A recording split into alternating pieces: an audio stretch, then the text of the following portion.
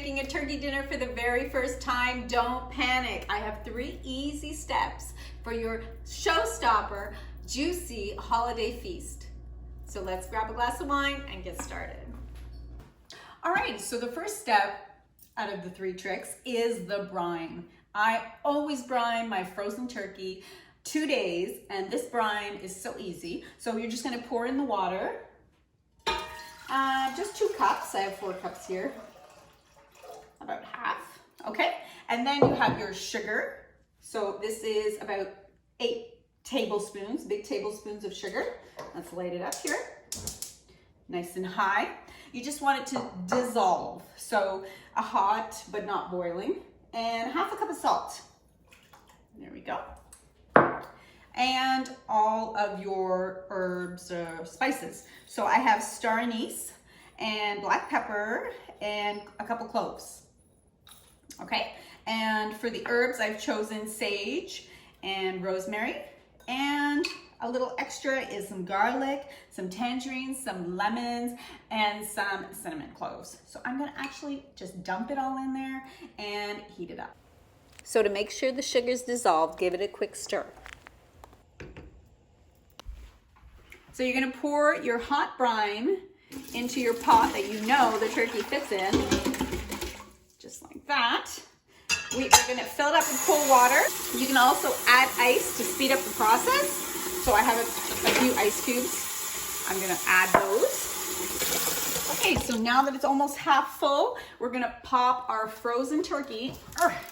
This is 10 pounds. 10 pounds feeds around 8 people generously. I'm gonna add this to a fridge for 2 days. You can even go 3 depending on the size. Like if you're over 10 pounds, 3 days is gonna really, you'll need 3 days.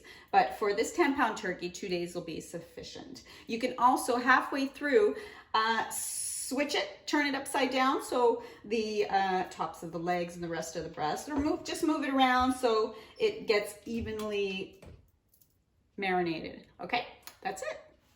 Now that you've taken your turkey out of the brine, you're gonna let it rest for 2 hours. That is trick number 2.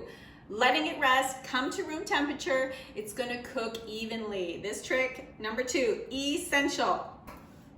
All right, so next, the stuffing. The stuffing is bread-based. I know in Quebec it's not always bread-based, but this one is, and it is delicious. So find your most favorite crusty bread. It can be white or brown. This one has all kinds of grains and such. My daughter would not approve. Anywho, she doesn't even like stuffing. So this one has some apples and cranberries and nuts. And instead of onions, I've added leeks, because leeks, you know, are one of my favorites. So 4 or 5 tablespoons of butter. We're gonna pop that in there in a hot pan. In that, I have celery, leeks, because you know how much I love leeks, and garlic. So I've switched up the onions for leeks, but if you don't like leeks or don't have leeks, you can use onion. So I'm just gonna pop that in there. I'm gonna sweat it just quickly. And basically that's all that I have to do on the stove. So once the green of the celery is kind of like popping, that's as much as I want to cook it. That's a really nice color. I'm just gonna leave it like that. So now that the leeks, celery, and garlic are nice and sauteed, we're just gonna dump it all in. So here I have some apples and cranberries chopped up. You can just add apples, or you don't like apples, you don't have to add them. I love nuts in mine, so I chose walnuts, but you can put pecans or whatever you have. Also, I have a mixture of poultry seasoning. Poultry seasoning is thyme, rosemary, savory. Savory is in the mint family. It's Mediterranean. It kind of has this piney taste, which reminds me a lot of Christmas, and it's just such a nice smell. So it has also some pepper in there, and I like to be very generous because I want the stuffing to like pack a punch of flavor. So I have about a tablespoon in there. Also, I'm going to add some parsley, quite a bit of parsley, because it just adds some nice color and it's just fabulous. So give that a stir. The colors are just popping. It looks like Christmas. It smells like Christmas. It is so beautiful. So now we're gonna add our bread and our chicken stock, and we'll be set to go. Okay, it is ready. Let's give it a taste. Taste test. So good, so good. Beautiful. Okay, so I'm gonna pop it in a little pot, but I'm also gonna keep some for my turkey. All right, so let's. So for this stuffing, I'm gonna add a couple dabs of butter and pop it in the oven last hour with the turkey. All right, so we're back to the turkey. It has rested for 2 hours. I have put the oven to 400, but as soon as I put my turkey in, I'm gonna put it down to 350. So we have our turkey. It is looking gorgeous. We are going to put it in a pan, but first we're gonna make like a trivet, which is also gonna turn into our gravy. This morning I made some bacon, so I have some bacon fat, but if you don't, just add a little olive oil. That's fine. First, foremost, we're going to remember to keep the neck, and we are going to add it to our pot. This is gonna add another layer of flavor, just beyond. After that, I'm going to add a tomato. I know it seems funny, but it really brings a brown color to the juices for the basting. Okay, and after that I have garlic, celery. I added some leeks because I had them. Onion and thyme, sage, and rosemary. I like to put those right under the turkey because if you just spread them around and they don't have any juices or grease, they're just gonna dry up and you're gonna lose the flavor. So just dump it all in there and place it quite flat. Then you're gonna just pop your turkey on top. Just like that. That's it. All right. So for a more even cooking turkey, you do not want to place the stuffing and fill it up nice and tight. It's not going to be able to circulate the air, and so an alternative is to take the stuffing and pop it in the front. There's like a front pouch here, and grab a handful. With a bigger turkey, of course, you could fit a whole pile in there, but just pop that up in there. This is a small turkey. This is a 10-pound turkey because during COVID we're only going to be a small amount of people. So I've opted for a 10-pound turkey instead. Okay, another thing you can do is give it a tie. You want to tie up the legs, tie up the arms, just for aesthetics, not necessarily for anything else, because it's gonna be delicious either way. So I'm gonna give it a tie. I'm gonna rinse my hands. So with some cotton rope, about yay long. Okay. You're gonna go to the front of your bird, and these wings were cut off, so I don't have any wings to worry about. Then I'm going to go up the legs here, around, and tie them in a knot.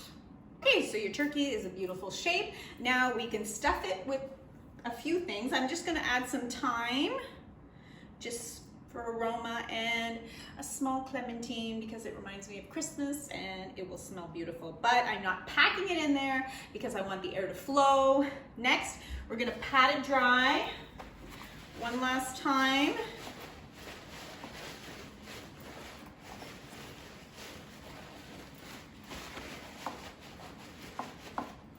Perfect. And we are gonna take our butter and we're just gonna smear it everywhere.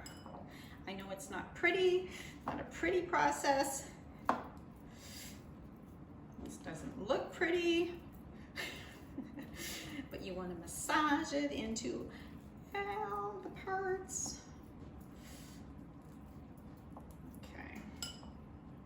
And I have about half a cup here, so it's just going to melt down the turkey and make a sauce. So don't be afraid. I know it looks terrible, but you're gonna have a little bit of foil over it anyway, and you won't even see it. So, ooh, there we go. Right on the legs. That is gorgeous. It's also gonna add to the basting of our stuffing. Let me wash my hands.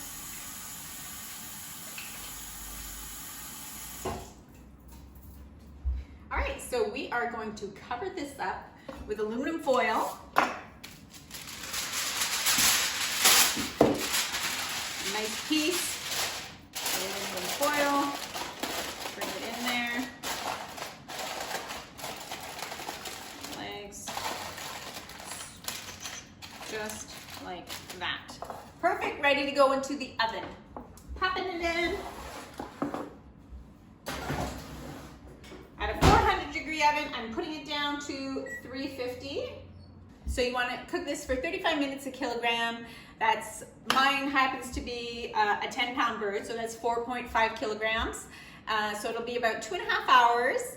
And I don't really like to go over a 20-pound bird because I find that it just takes too long to cook and you're gonna have some dry spots. So 20 pounds is a very large turkey. It'll feed 20 people. They say about a pound per person for turkey, which is a crazy amount of meat per person. But there you go. You always want leftovers, right? So in about an hour and a half, I'm gonna come back and I'm gonna remove the top and I am gonna baste it. Okay, so it's been 3 hours. Our turkey is ready. Oh, looks gorgeous. Golden brown. I basted it twice, and when basting I added a thermometer just to make sure. I plunk it through and it goes through, and I leave it there. The more you puncture it, the more the juices are gonna run clear, but the juices are gonna run out. So it's 170, that's what you need. Grab that. Ooh, so hot.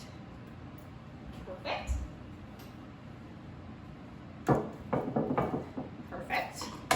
And this is gonna go to make our gravy right on the stove top. I'm gonna put that on high, get it sizzling, and for our beautiful turkey, we are not gonna carve it right away. We are gonna wait. This is step number 3. This is the secret. Letting it rest is going to keep the juices in. If I were to cut through it right now, all the juices would come out of it. So your gravy is gonna be hot. It's gonna be pouring over a warm turkey that has rested for an hour. This turkey, a smaller turkey, at 10 pounds, I'm gonna let rest an hour and a half even. A larger turkey, you're gonna let rest for 2 hours. So anything over 15 pounds, let it rest for 2 hours. You can cover it. Secret number 3. That's it, to a simple, juicy turkey. All right, so let's move on to our gravy. So to this, I'm gonna add flour. Just regular flour, AP flour. I've got a little bit more, probably a third of a cup in there. I'm going to just stir that up until it's all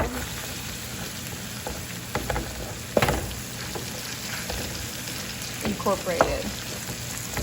Chicken stock.